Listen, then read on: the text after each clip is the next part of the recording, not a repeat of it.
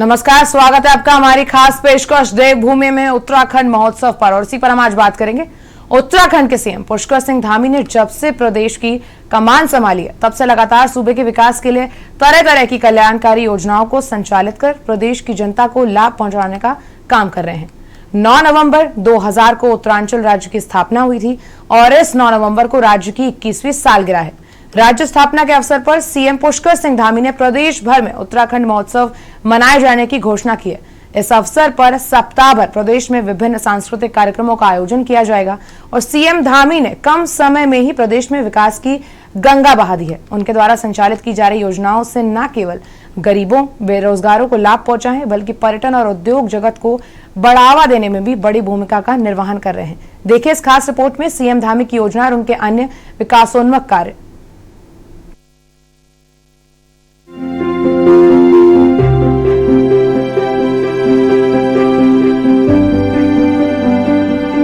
CM Dhami ने प्रदेशवासियों को तोहफा देते हुए शहरी एवं ग्रामीण स्थानीय निकायों को कुल 203 करोड़ का प्रावधान किया है।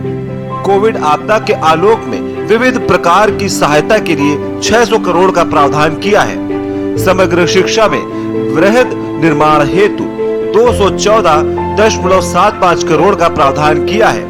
सीएम बनने के बाद सीएम धामी ने वित्तीय वर्ष 2021-22 के प्रथम अनुपूरक बजट के अंतर्गत कुल बजट धनराशि 5,720.78 करोड़ का प्रावधान किया, जिसमें राजस्व व्यय के अंतर्गत 2,990.53 करोड़ व पूंजीगत व्यय के अंतर्गत 2,730.25 करोड़ का प्रावधान किया है।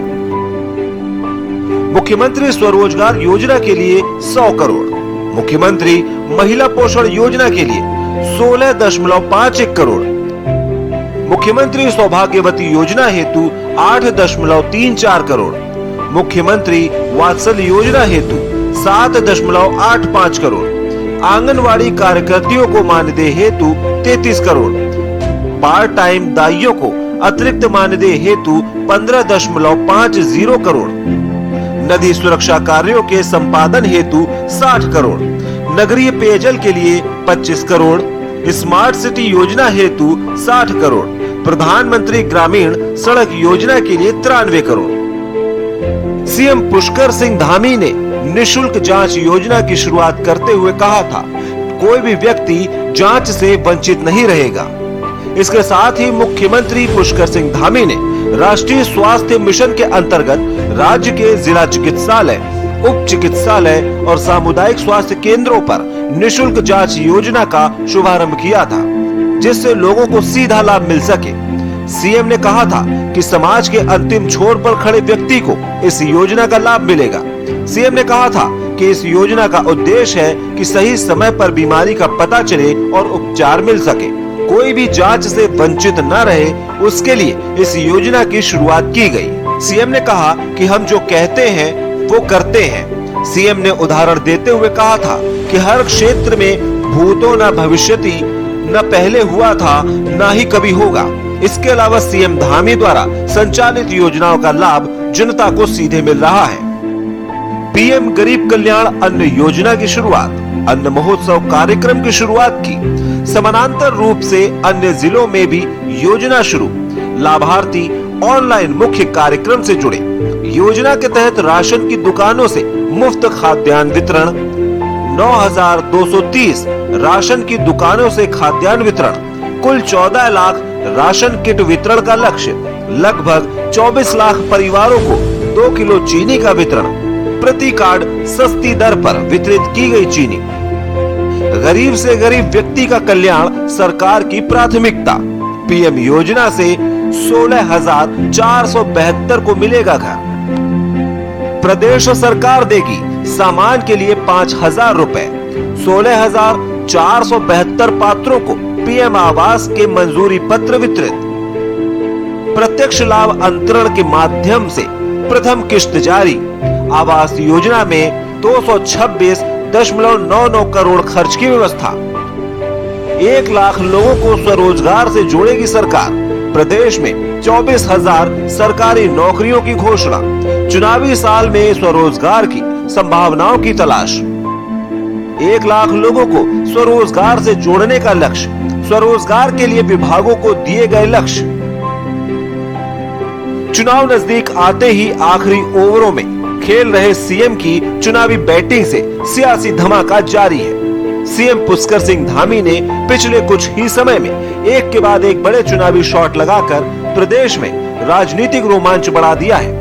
4 आर्थिक पैकेजों की घोषणा के अलावा धामी ने प्रदेश के उस हर वर्ग की नब्ज पकड़ने की कोशिश की है जो चुनाव को प्रभावित करने की कुव्वत रखता है। संगठन, कार्यकर्ता और विधायक के रूप में लो प्रोफाइल अंदाज में रहने वाले धामी को देख चुके लोग अब उनकी सियासी बैटिंग को देखकर हैरान भी हैं। अगले साल विधानसभा चुनाव 2022 को लेकर भी फील्डिंग हो रही है। धामी ने बहाई विकास और योजनाओं की गंगा। 21 जुलाई 2021 कोविड-19 प्रभावित पर्यटन, परिवहन, सांस्कृतिक क्षेत्रों को राहत के लिए 200 करोड़ रुपए का पैकेज। 1,63,000 परिवार लाभान्वित। 29 जुलाई 2021 कोविड-19 से निपटने के लिए स्वास्थ्य सेक्टर व इसमें कार्यरत कर्मियों के प्रोत्साहन के लिए 205 करोड़ रुपए का पैकेज। 3,73,568 लोगों को लाभ। 18 अगस्त 2021 महिला स्वयं सहायता समूहों और राज्य सरकार की स्वरोजगार योजनाओं के लाभार्थियों के लिए 118.35 करोड़ रुपए का पैकेज। 7,54,984 लोगों को राहत। 26 अगस्त 2021 ट्रांसपोर्ट सेक्टर, बिजली, पानी उपभोक्ता, पर्यावरण मित्र आदि को राहत के लिए 205 करोड़ रुपए का पैकेज। 3,54,284 लोगों को सीधा लाभ। मुख्य विपक्षी कांग्रेस में भी धामी की तूफानी बैटिंग से हलचल है। 21 जुलाई से शुरू हुआ धामी का पैकेज अभियान 4 मुकाम पूरे कर चुका है। कोविड-19 की वजह से प्रभावित करीब करीब हर वर्ग के लिए अब तक 728 करोड़ रुपए की आर्थिक सहायता का ऐलान हो चुका है। इन पैकेज का लाभ 16.45 लाख लोगों तक पहुंचाने का दावा किया जा रहा है। धामी के पैकेज अभियान में चुनावी तैयारी साफ साफ नजर आ भी रही है।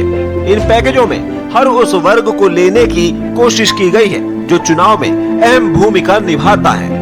अस्थायी कर्मचारी, महिला स्वयं सहायता समूह, स्वास्थ्य कर्मी, परिवहन और पर्यटन सेक्टर को इन पैकेज में प्रमुखता से शामिल किया गया है।